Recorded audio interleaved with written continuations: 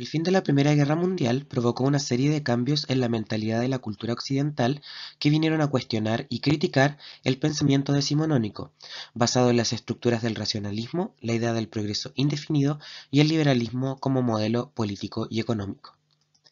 Bienvenidos a esta cápsula educativa que nos permitirá verificar cuáles fueron las consecuencias de la crisis del liberalismo. Una de las principales y más evidentes manifestaciones de la crisis del liberalismo se dará en la cultura, pues muchos y muchas artistas de la época comenzaron a modificar los estándares de belleza bajo la premisa vanguardias, que incluyeron a corrientes culturales como el surrealismo, el cubismo y el futurismo, entre otras. La premisa principal que sostenían los vanguardistas era que si todo el progreso que hemos alcanzado nos ha servido solo para mejorar nuestra forma de matarnos, ¿cuál es el sentido de progresar? Detrás de dicha pregunta se encuentra un cuestionamiento a la supuesta evolución que significaba ser una sociedad civilizada, lo que critica todos los fundamentos propios del pensamiento decimonónico, tan arraigado en filosofías racionalistas. El proceso de crítica a los estándares decimonónicos se profundizó con el crack de la Bolsa de Comercio norteamericana, ocurrido en octubre de 1929, que fue provocado por la burbuja de comercio norteamericana, el auge económico de los años 20 y el crecimiento y popularización de la especulación bursátil.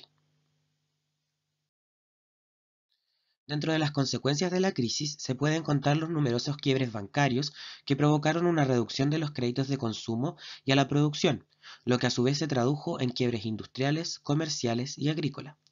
Todo esto generó un ciclo vicioso que afectó cada vez más a los distintos sectores financieros y productivos de la economía norteamericana.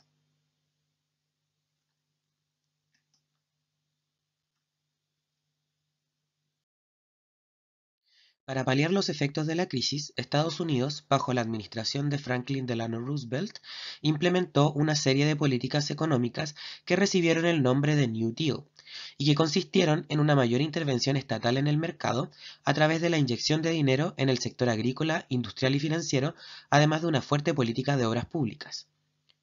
La implementación de estas políticas económicas demuestra el abandono que Estados Unidos hizo del liberalismo clásico por un sistema económico mixto que recibirá el nombre de keynesianismo, en honor al economista británico John Maynard Keynes, quien planteó la necesidad de que el Estado interviniera en la economía en tiempos de crisis económica. El caso latinoamericano no es diferente, puesto que la dependencia económica que tenía la región para con Estados Unidos provocó estragos en la economía latinoamericana. Ello generó que en muchos de los países, entre Chile, se optara por un modelo económico basado en la intervención estatal, la cual estaba enfocada en la industrialización para sustituir las importaciones. Este modelo económico recibió el nombre de modelo Easy. A nivel político, la crisis económica generó la agudización de problemas sociales que culminaron en el desprestigio de la democracia como modelo político eficiente. Este fenómeno se inscribe también en la crisis del liberalismo que mencionábamos anteriormente. En Latinoamérica, si bien no se abandonaron las democracias, sí existieron bastantes intentos golpistas y hubo un vuelco hacia gobiernos autoritarios basados en la autoridad de un líder carismático populares. Los más emblemáticos serán los de Alemania, Italia y España, y todos estos gobiernos serán clasificados bajo el apelativo de gobiernos totalitarios.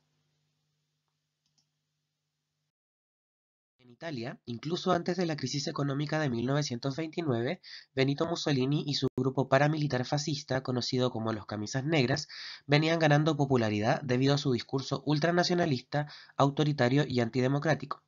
Bajo la perspectiva de Mussolini, era necesario abandonar la democracia como modelo político, pues el pueblo italiano debía primero unificarse bajo un gran Estado italiano que agrupara a todas las facciones de la nación bajo una misma tarea. Luego de un golpe de Estado efectuado en 1922, el rey Víctor Manuel III le entregará el cargo de primer ministro a Mussolini, quien entre los años subsiguientes transformará a Italia en una dictadura policial dominada por el partido fascista con una economía orientada a la autarquía e independencia económica y basada en el consolidado como una nación comunista en 1917, luego de que los bolcheviques expulsaran a la oposición del país, incluyendo al antiguo monarca, el zar Nicolás II Romanov. Desde 1922 en adelante, en la unificación de Rusia, Bielorrusia, Ucrania y el Transcáucaso, la Unión de las Repúblicas Socialistas Soviéticas buscaron dar forma a la teoría marxista a través de la instauración de la dictadura del proletariado, en este caso representado por el Partido Comunista Soviético, cuyo líder fue primero Vladimir Lenin y que luego de la muerte de este en 1924 pasó a ser Joseph Stalin. El estalinismo soviético, al igual que el resto de los totalitarismos europeos, también era autoritario y policial. La disidencia y oposición del Partido Comunista eran expulsadas y violentadas en campos de concentración llamados Gulag. El dominio soviético también triunfó a través del control social, la propaganda y el adoctrinamiento. En Alemania, muy similar a la situación italiana, los efectos de la Primera Guerra Mundial generaron una indignación a nivel nacional con el resto de países del mundo, en particular por las amonestaciones del Tratado de Versalles. Dicha indignación favoreció la popularidad de una ideología antidemocrática y ultranacionalista como fue la del Partido Nacional Socialista Alemán de los Trabajadores, cuyo ideólogo principal fue Adolf Hitler. Durante comenzará a transformar a Alemania en una dictadura antisemita con un sistema de violación a los derechos humanos basada en el amor a la patria y a su líder. Para finalizar, entendiendo el caso latinoamericano, hay que comprender que la Gran Depresión de los años 30 provocó en Latinoamérica una crisis económica marcada por la inestabilidad política. Desde esa década en adelante, diferentes países de la región se sucedieron intentos golpistas militares, apoyados en algunas ocasiones por sectores civiles. Se hizo patente la necesidad de acabar con la oligarquía dominante. Tal fue el propósito de los proyectos políticos populistas. En su discurso, los líderes populistas buscaban legitimar su poder a través de promesas de satisfacer las necesidades populares mediante el diálogo con las organizaciones de masas, como por ejemplo los partidos políticos y sindicatos. Existen posturas historiográficas que plantean igualmente que procuraron mantener la aceptación de la oligarquía, imponiendo medidas autoritarias y manteniendo a las clases populares al margen de la participación estatal. Los líderes populistas conocidos van a ser Getúlio Vargas en Brasil, Juan Domingo Perón en Argentina y Lázaro Cárdenas en México. Muchas gracias por su atención.